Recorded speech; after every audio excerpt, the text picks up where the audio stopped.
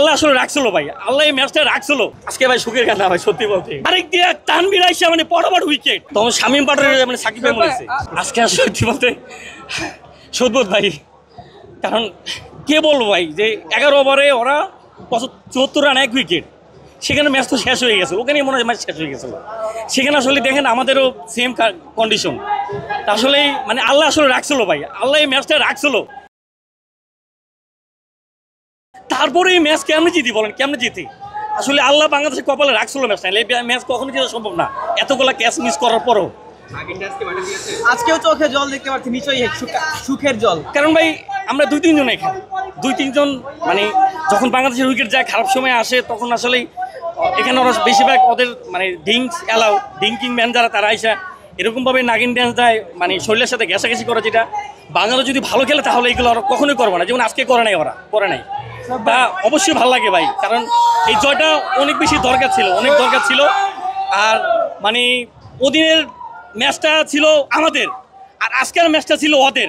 তা আসলে বাংলাদেশ ওদের আসলে মুখ থেকে ম্যাচটা ছিনেই নিয়েছে, এটা আসলে অন্যরকম আনন্দ ভাই। লাস্টের দিকে টেনশন বাড়াই দিছিল, অনেক টেনশন বাড়াই দিছিল ম্যাচটা, কিন্তু আল্লাহ দিন শেষ আসলে ম্যাচটা আমাদের রাখছিল।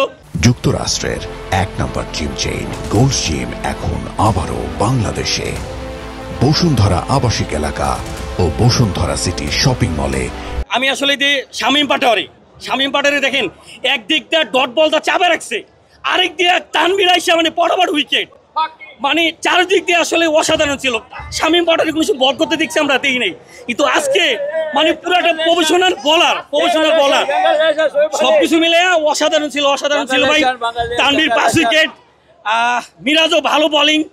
যখন মানে 66 রানে 66 বল মানে 11 ওভার 74 রান, তখন আমি ভাবিনি যে ম্যাচ জিতবো। তখন বারবার আসলে আমাদের সাকিব ভাইয়ের কথা মনে হয়েছিল যে একটা মানে পরিপূর্ণ একটা অলরাউন্ডার থাকলে হয়তো বা ম্যাচটা মানে জিতার সম্ভব হয়তো ভালো হইতো।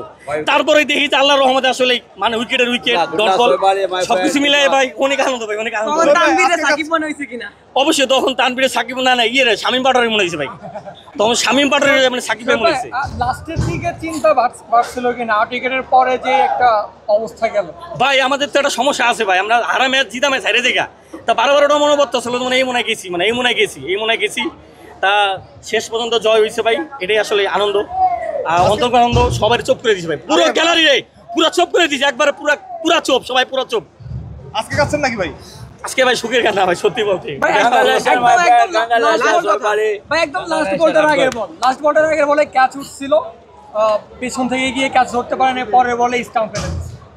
এটা তো বলতেছি ভাই, আল্লাহ আসলে আমাদের রাখছিল না, এতগুলা ক্যাচ মিস করার পরে কিভাবে ম্যাচ থাকে ভাই, কিভাবে থাকে? আল্লাহ আসলে রাখছিল, আল্লাহর কাছে শুকরিয়া যে এই ম্যাচ কখনোই বের করা সম্ভব ছিল না, আল্লাহ যে না রাখতো। কারণ এতগুলো ক্যাচ মিস করার পরে যে ম্যাচ থাকবে এটা ভাই মানে স্বপ্নের মতো। আর কেমনে আশা করেন ভাই 11 ওভারে ওরা 75 রানে 1 উইকেট, তারপরে ওরা দিই 150 রানে 6টা না 7টা নাই। ইনশাল্লাহ ভাই সিরিজ জিতবে, কারণ ওই মাঠে কিন্তু বাংলাদেশের জয় আছে। শাবাশ বাংলাদেশ, কাম অন,